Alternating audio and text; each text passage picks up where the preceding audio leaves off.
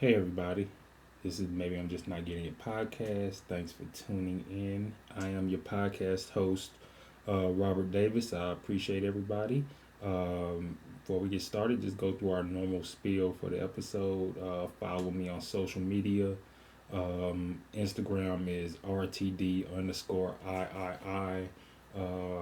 Facebook, Robert Trey Davis III. Um, Follow, like, share, comment for the podcast. It's on Apple Podcasts, iHeartRadio, Spotify, YouTube. If you listen to it on any different medium, or if you want to listen to it on a different medium, just let me know. I'll put it up there as well. You'll see, also my Facebook and my Instagram pages. We have, reels and everything like that for the podcast on there as well. So make sure you check those out. Um, Appreciate and just like I say every episode, I appreciate everyone for the support, the feedback, the the comments, the well wishes, the wants to be on the show. So really appreciate everybody. It helps keep it going. So with that being said, we'll jump into today's episode. This is a rant. I'll just keep it clear up front. So I apologize if it seems kind of disheveled. It's kind of late. One last thing, y'all don't mind the broken blinds in the back. I'll get those fixed by the time next season come out. So just leave those where they is right now. I wasn't trying to like block them the whole time because I didn't feel like sitting like this the whole time. But yeah, so what are we ranting about today? I'm talking about AI, artificial intelligence. I mean, I think it's kind of it's everywhere at the moment, right? Like it's spreading faster than anyone understands, and basically it's like the internet. It's talking back to us in real time. In terms of what it is, it's pretty much like the sci-fi glowing ball that answers every question that you can ask it type of thing. Like that's essentially kind of what we're dealing with, and it's crazy to think about. In real time that is it. And I think everyone is scrambling obviously right now to learn. AI is a booming field, and everybody's scrambling to learn how to use it, how to manage it, how to profit from it, how to build with it, how to duplicate it, anything like that. Like everybody's trying to get some sort of handle around it. So it's obvious that this is a hot button area because everything seems to be going there. Sorry. Um, and then it's drawing a lot of attention and it's drawing a lot of attention for obvious reasons because of that, right? I mean, for both positive implications and negative implications and impacts that we're going to get into later in the episode. But it's drawing a lot of attention for both reasons. I mean, as it should. And I mean, I think obviously AI in different versions has been out for decades. But this concept of generative AI, these applications, and this concept of kind of like the everyday usage of it in the way that's being pushed now, has only been out since maybe 2022. I think that's when ChatGPT really got introduced to the public. Um, that was barely 4 years ago. So who knows what will be 5 years from now, 10 years from now? Shoot, who knows what will be 1 year from now? And so I mean, I think that's a insane thing, insane concept to think about, an insane concept to kind of wrap your head around is just how far it has come in the time that it has.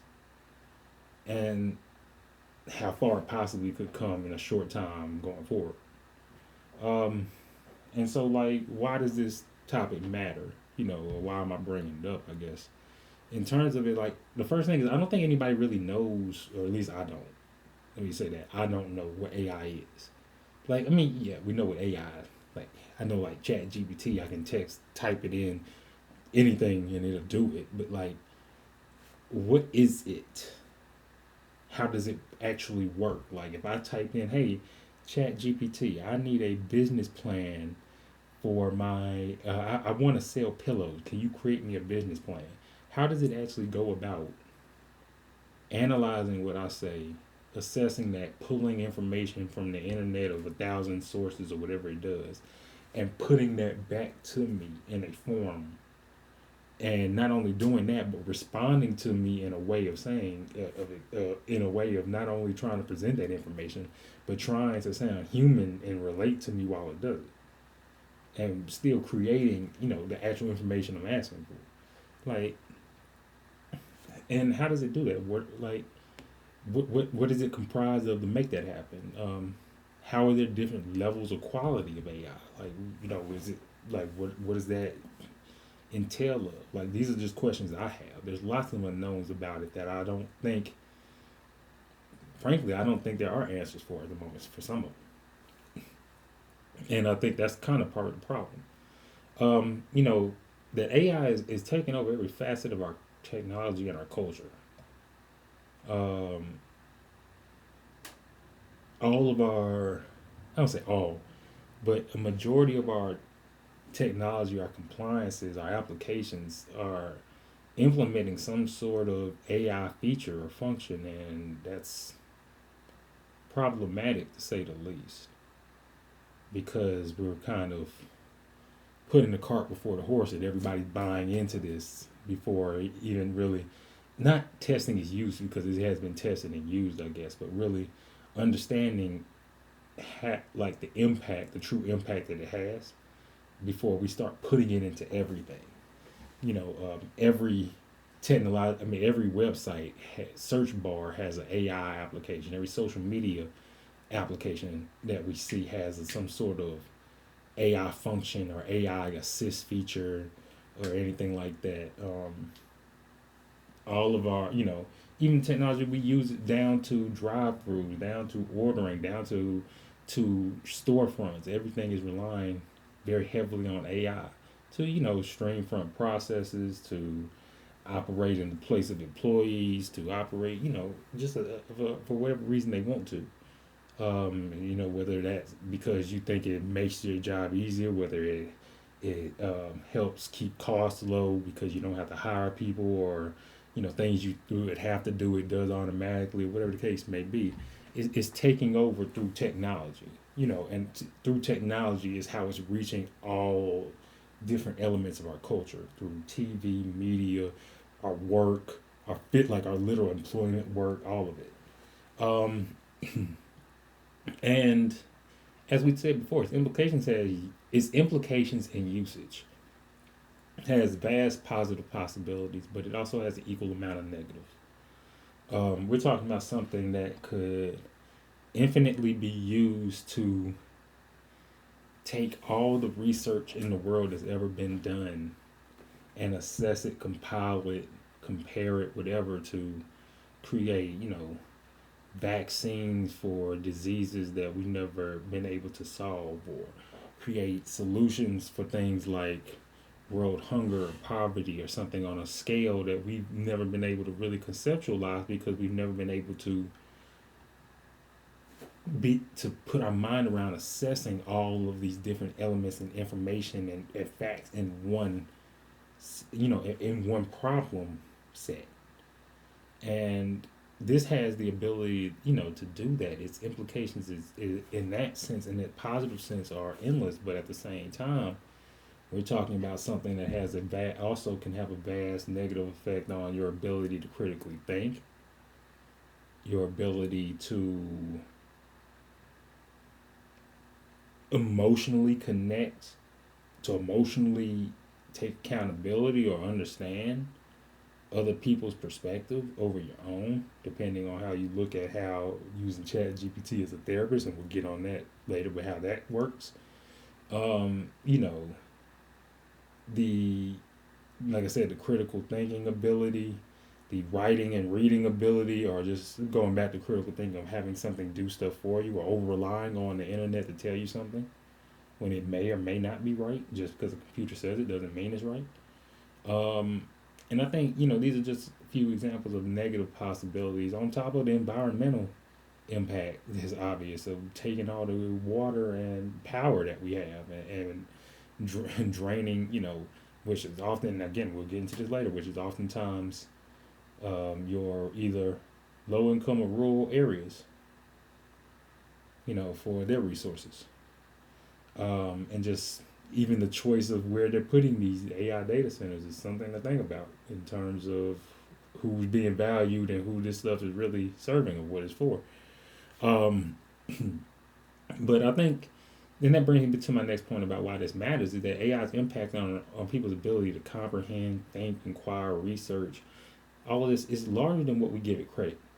And I think people are talking about in larger numbers how AI is really impacting people's ability to think critically, but or to have a natural inquisition or a natural want to think of, or problem solving or deduction or curiosity about themselves, not just to be like, oh, and then ask chat, what should I think about this or what should I do?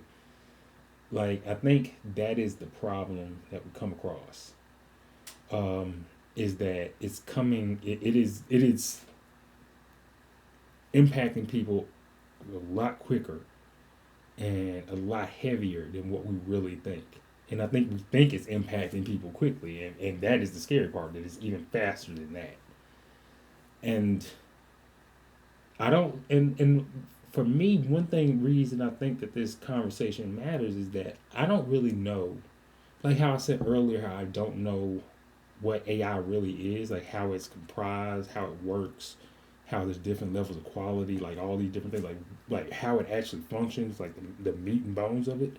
I think the other part of that is I don't know what's its end game.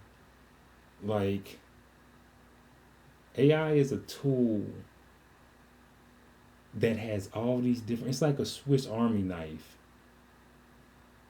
but you were given it, or we as a people were given it with no real instruction on what to do with it. It's just like here, this everything tool for you to just fuck around and have fun with, and just do whatever your mind comes to it. And I think we're seeing in real time where that sort of, I don't want to say freedom, but that sort of just, here's this world changing tool, world changing thing just for you to go, you know, play with and hold your dick with just doesn't make sense. But that I guess I don't know what's the purpose of it, and if we don't define what the purpose of this tool is for, then it will define it for us. Like it will be it a tool that has no purpose is just used for chaos. You know what I mean? Like we have to actually instill what we're looking to get out of this, how it's supposed to be used, how are we supposed to go about assessing the information we get from it. I think all of these things are just like we got there with the internet eventually, and the internet is still a crazy place. So I that's the craziest thing is that I don't know how quickly we'll be able to curtail it, and even if we ever will be able to with AI. And like there's a paranoia, and I think this conversation matters because really because of this, for a lot of reasons, this is one key one, that there's a paranoia around AI taking over society. That AI is going to take over society, that it's making humans irrelevant, that it's going to take over our jobs, that it's going to destroy our planet. And I say paranoia, but I don't want to make it sound like that's not unreasonable. I don't want to make it sound like that's not unreasonable. I don't want to make it sound like that's not unfathomable thought or anything like that, because I think it very much is. I think it very much is right to be afraid of AI in a sense. I don't want to say afraid of AI. It's very much right to be paranoid of its use, of its impact, and of its effect on people, on our world, on our environment, on our culture, all that stuff. Um, and how it, on our professions, on our job markets, on our economy. And I think until we address that tension, which comes with addressing how AI is used, how, in a professional workspace, in an entertainment workspace, in a just playing the fuck around workspace, and all those different, like, until we address this and kind of get a handle on it, then there will always be this growing tension, and it will keep bubbling even further, where people are going to be increasingly resistant and pissed off to this, while business is telling us this is the future and you got to get with it. Um, And then as we talk, I mean, it just kind of we went back to here the societal impact of this. While the impact, I mean, while it has all these positive impacts, the societal impact, if it is severe, it caused. I mean, AI, not AI, but AI in terms of producing these massive amounts of data centers and these, that are funded. I mean, that are pretty much running all these apps and things that we're using to create AI, whatever, at any given points of the day, are taking up massive amounts of water and massive amounts of power, and they're putting these data centers, like I said, and I'll get to that later. But like it has a massive amount of environmental damage and environmental usage of resources that we have to account for. Again, the human pushback and the human paranoia are real. People are really pissed off about, how AI has come in, how it has been able to just quickly be used to side cut people, or to to sweep their feet right about them and get them out of jobs, or to take to mimic their artwork in a poor way but good enough for what a business cares about. And people see pretty much the writing on the wall in a lot of different industries that it's going to be used to cut a lot of things out, and eventually it's going to be them if it's not them already. And just the other unethical uses of the fake videos and the massive amounts of fake videos that we all see. Um, the societal impact on AI is extremely severe in all these different ways, and until we can again get a understanding of that, we're going to struggle with its usage. But we have to do something about that because its impact is severe and it is hurting us. Um, and then it's like some examples just to kind of speak on this a little bit more. Like we talked about the influx of AI in our apps and the technology. We talked about like every app. Facebook has an AI function. Facebook has an AI function. Google has an AI function. Every search bar has an AI function. Um, Chat GPT is 1,000 different versions of a Chat GPT out there right now. Then there's all these different things for you to make your AI gifs or little funny videos with, and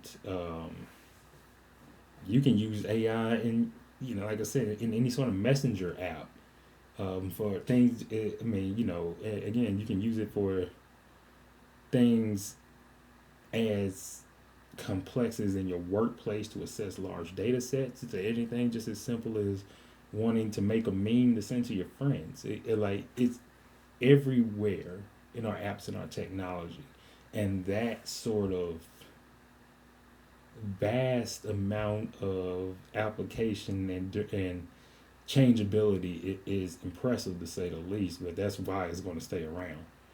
Um, and then one thing I want to talk about in terms of just another example, regarding this is this is the socio environmental impact of these data centers. So like it's no surprise that if you have a product that is going to use vast amount of resources, and I mean vast amount of resources, like unsafe. I won't say unsafe, but almost un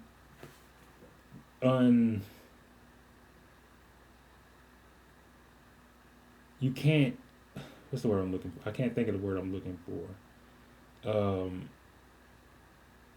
Unsustainable. There we go.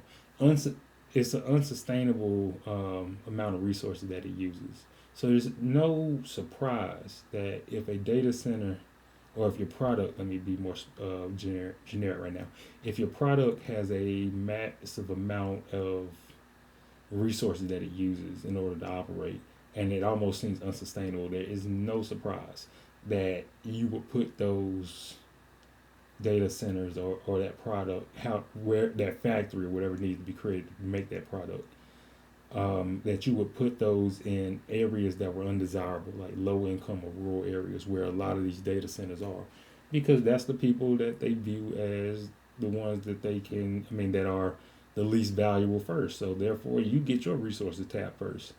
And if your county runs out of water in some little place in Texas, oh well, because we'd rather it be you than us. And I think that is a telling view of how our government looks at us and looks at different sections of this country, especially again low income and rural areas, and how people need to wake up to that. Because if you are in an area where they have tried or have put a data center, then that means you are usually in an area that they don't give a shit about. And it's important to know why.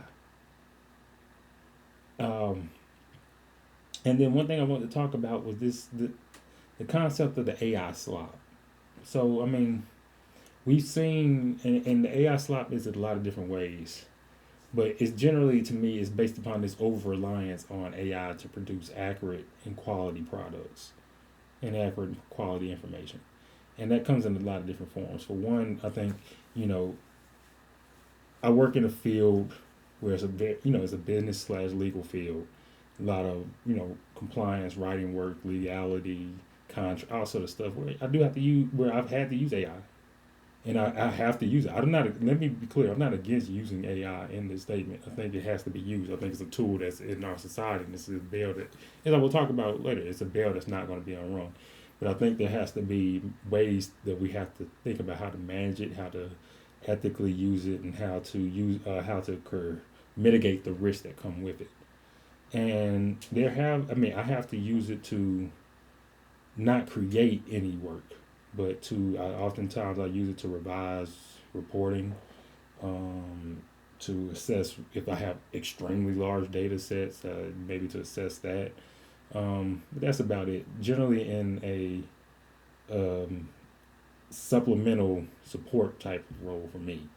But at the same time, I can understand a lot of people, especially teachers, in the grade school level, where you have students that are just, hey, AI, I need you to write my paper for my social studies class, and they come in with a paper written about, like could be about Tiller the Hunt or something like that, and it's just a bunch of AI crap that is AI just brought a whole bunch of stuff out. Or hey, I need you to write me a story about a date. I have a book report, or I have a story I need to write, or I have this or that sort of report or sort of narrative I have to create, and AI just writes whatever, and you can tell based upon the language and the kind of like the inconsequential wording choices and stuff like that that is made up. It might give you inaccurate information, words in wrong places, or weird sounding sentences. And people oftentimes are just not even looking at it. They're just turning stuff in as, hey, I did this and I just submit it back. I know you can ask people questions, and they will look on AI. They will literally take your question to AI. And this is in business and in school, like anywhere. They will take your question to AI, put it in there, and whatever AI spits out, they will copy and paste it right back to you.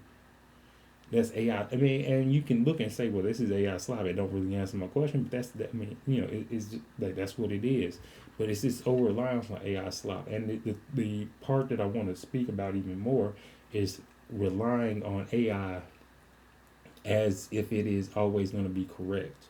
When you can tell AI many times, especially if you ask very technical questions, to double check your work, and a lot of times it's going to be like, oh, I'm sorry, I was incorrect.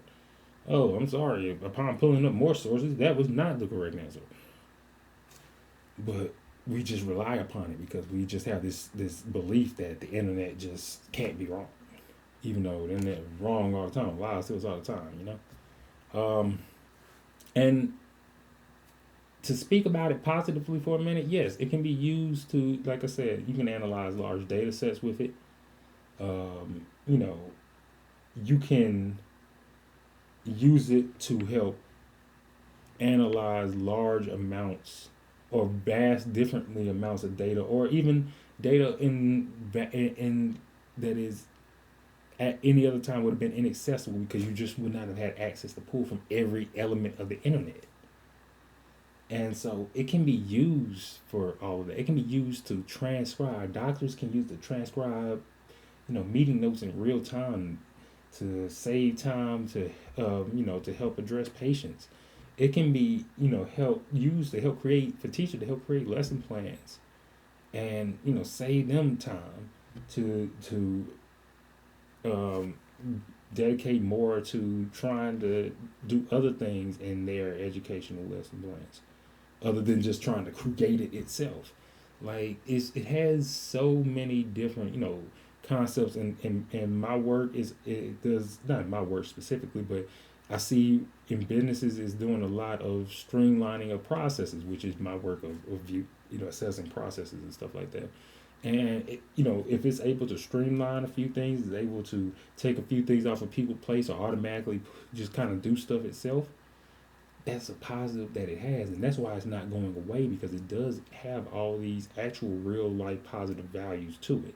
And I want to be clear in terms of when I speak about AI that it does have positives, and it's not going anywhere because it does have positives.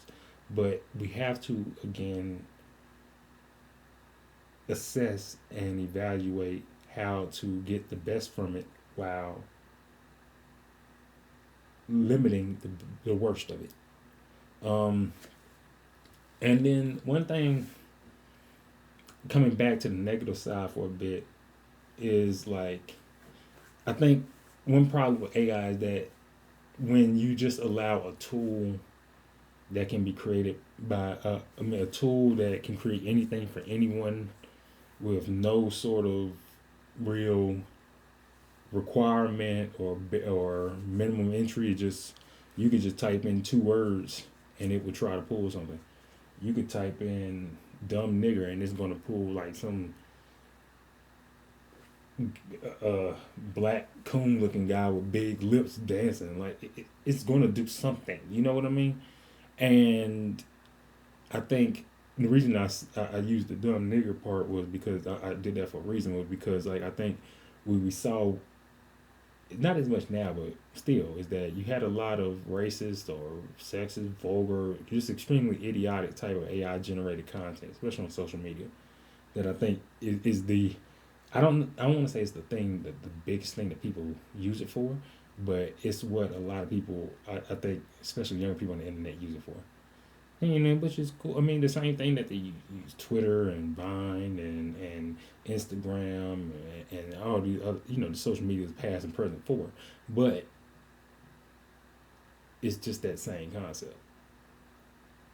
And I think that is kind of the problem that we come to, is that you have all this kind of pointless, you silly, idiotic content where it has all these negative impacts for us to even use it to create it, and yet we're just kind of going, just throwing it in and like, hey, I want to create another meme of or another video of a gorilla doing a podcast talking about um, how it loves Greensboro, North Carolina for XYZ reason. Like that doesn't make sense. Like why are we like what? You would think that when we have a tool to do anything in the world, we would use it for more than such silly things, but maybe not. Um, and then just stick on the social media concept for a second. The algorithm is AI, right? And so this is literally the snake feeding its own tail. Like the thing that we see that is feeding us videos on all of our feeds, that is trying to guess who we are, that is trying to predict who we are, what we like, the boxes that is trying to put us in, and they want us to put ourselves in as well. And that is all AI doing that, and it's learning how to more accurately do it and how to more quickly do it every second. And I think if we don't, I think it's almost like training your own, like you're sharpening the blade that's used to hurt you. Like we have to manage and stop that. And I think, we're giving it so much information that is actively using to kind of nullify us. in a lot of ways. Um, and then like I hate that AI. Obviously AI is used in the sense of the arts, right? No, like just another example of it. In the sense of the arts, you're just taking from established works and you're not creating anything. And it's really impacting a lot of people, right? It's impacting musicians, it's impacting artists, it's impacting actors, it's impacting like the whole public art scene because they're having to compete with something that is not even trying to create quality. It is just literally completing a task. But it can pull anything, anytime, and it may not again be quality, but it can do just enough to where these people can get cut out because art is subjective, right? And it allows people to create art without really having to create art, which cuts artists out. Um, and I think that's just another example of just how it's cutting different people out of or different jobs, how it's making different jobs or different things irrelevant. And how do you make art irrelevant? Like I did, that's not even possible really, but it's trying to find a way in that sense. Um, and then one thing I wanted to talk about because like the thing about the art really does bother me in terms of just how it's just taking from other people art styles or what it's done, how things looked, art, all of it, characters, all of it, and he just takes it and mixes it all into whatever you want it to be. But that's one thing I really hate. But another thing I really cannot get over is this humanizing of AI. And it's using AI as your friend, using it as your therapist, using it as your mentor, your coach. Um, and I think the reason I can't get over that is because it's extremely dangerous. And not only extremely dangerous, but it can't, like, AI can't be used to replace human interactions. And I think in a time where people are becoming increasingly antisocial, increasingly anxious, increasingly unwilling to want to communicate with each other for whatever reason, that AI is providing people the ability to have full narrative conversation with without actually having to engage in something that will push back on it and make it think. And I think people love and people and the thing is, I think people love talking to AI for the obvious reason: one, that it's there, it's easy to talk to, but two, that it never is going to tell you anything that's going to make you uncomfortable. Like it's going to make you feel like it is. It's going to like try to set you up to say it's telling you something like, oh yeah, here, like what you're understood, and here's something else that like but that's not a hard truth. It doesn't give you hard truths because it doesn't want you to turn it off. Um, but sometimes that's what it needs. And I think this concept, like the whole "hey chat" and talking, like it's not chat. It is AI. It is a thing. It is not a person. And I think using it as your friend is dangerous because the same as I think using it as your therapist is dangerous because it's never going to tell you no. It's never going to tell you that you're wrong. It's never going to tell you that you need to look at things differently. It's never going to challenge you. It's always just going to find a way to pacify you in the sense of kind of co-sign you in whatever way that it can.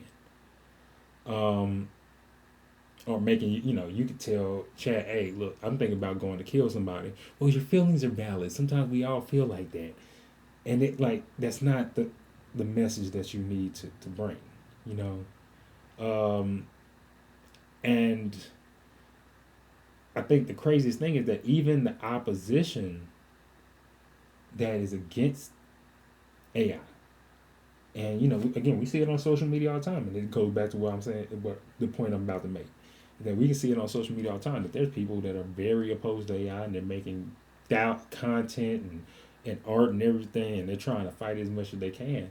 But whether they know it or they're unknowingly doing it, they're still using it.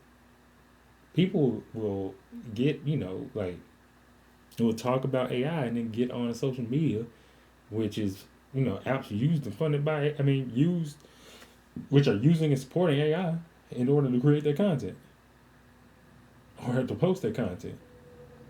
I can make this video about AI, but every time I use Google, it is using AI to search for what I'm asking for. Like, and I can use Google thinking, oh, I'm gonna use Google and not use AI.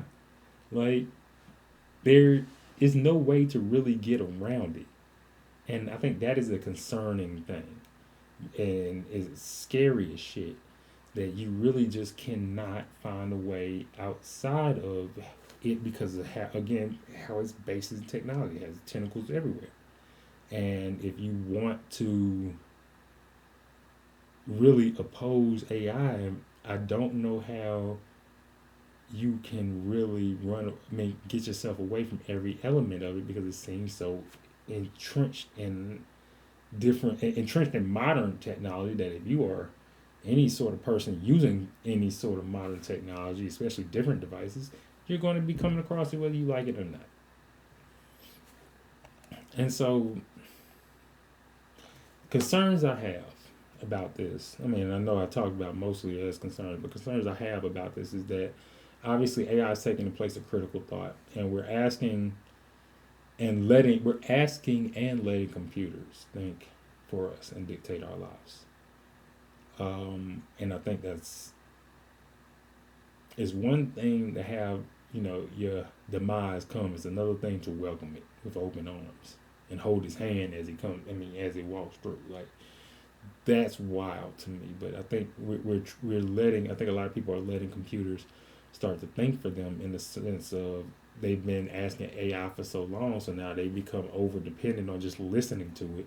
To where now the first thing in their mind is, let me just ask this instead of let me think for myself. And one reason I think that's the case is because it's ease of use is making people obviously lazily rely on it because it allows the creation without putting in thought or effort. And so imagine how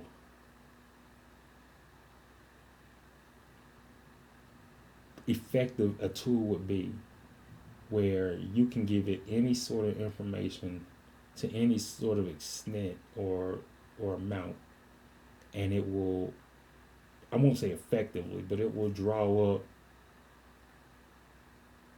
a tangible product for it. And so you could come to, and I'm using an example that I heard I think it was a comedian do, so I apologize, and very loosely, but you can have AI. You can just say, AI, I have an idea. I want to start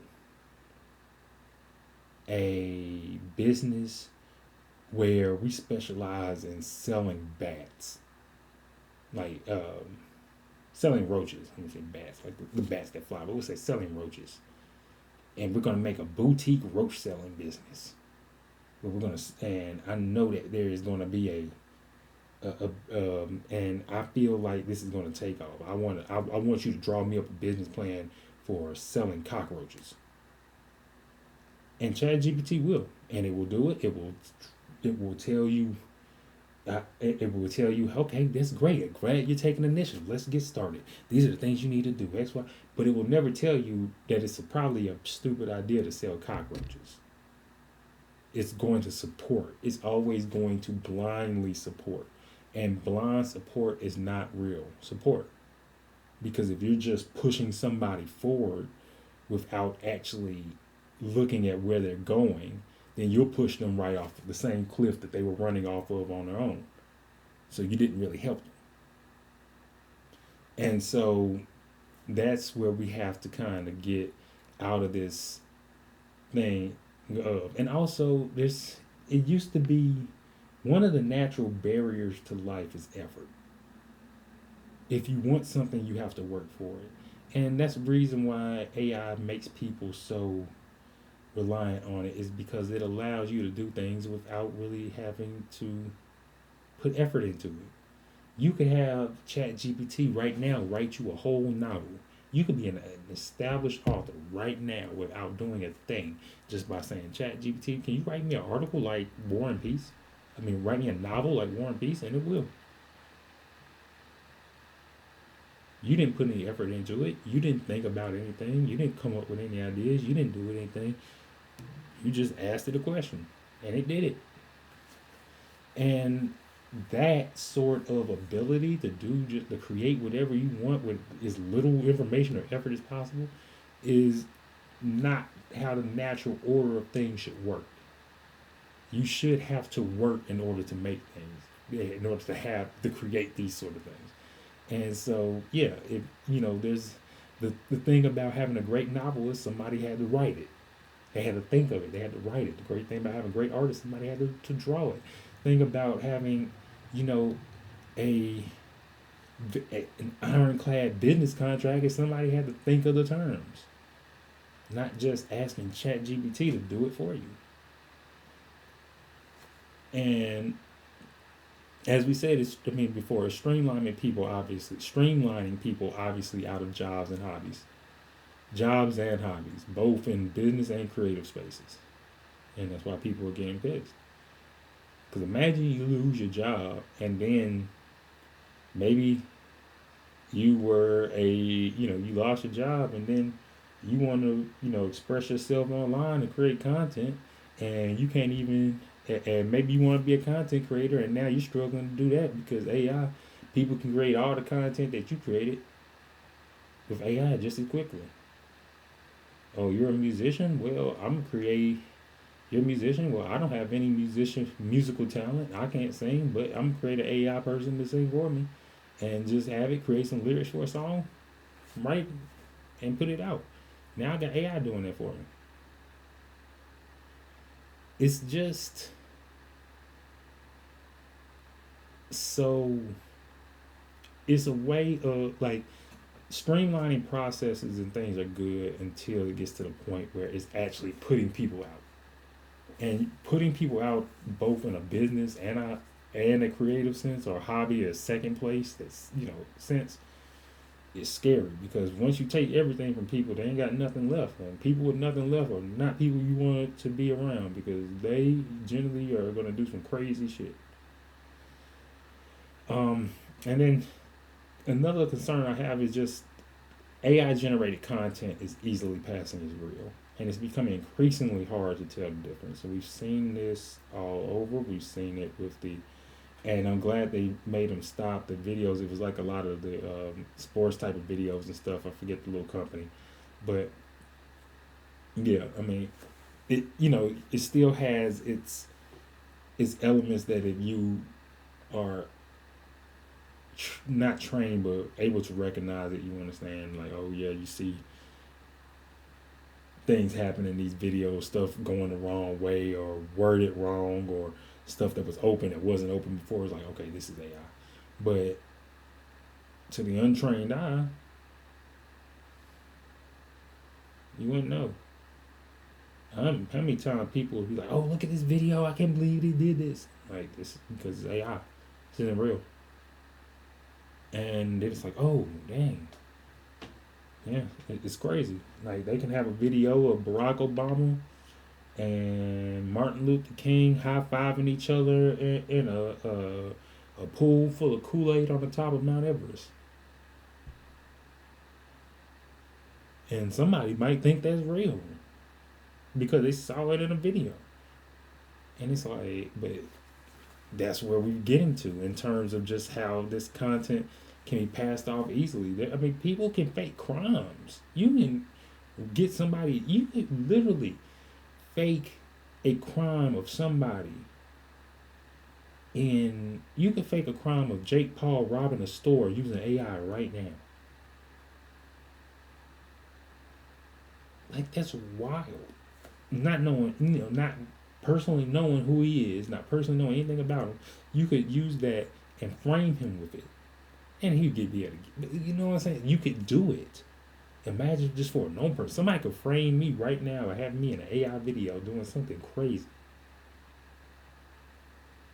That's wild, and it's wild that they could. It's wild that AI could create something that is so impressionable that people would think that was it.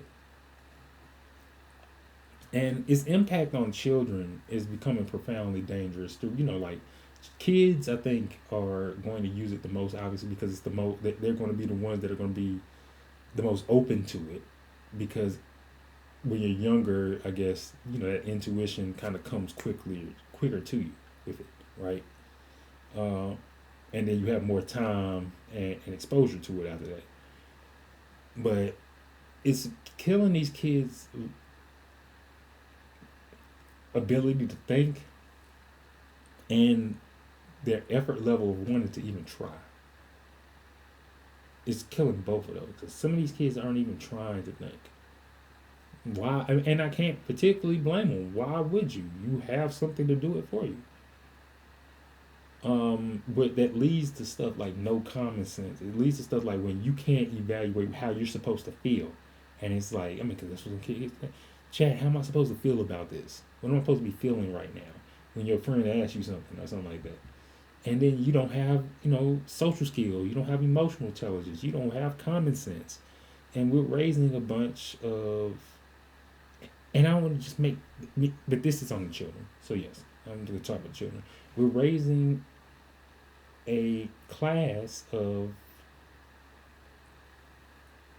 young people that will struggle with doing simple life interactions because they're used to having something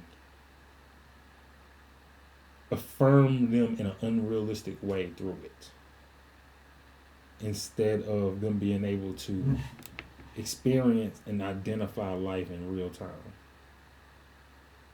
And instead of having this coddling, telling you what you want to hear type of mechanism, we need to have some, be able to support these people, these young people, to say, hey,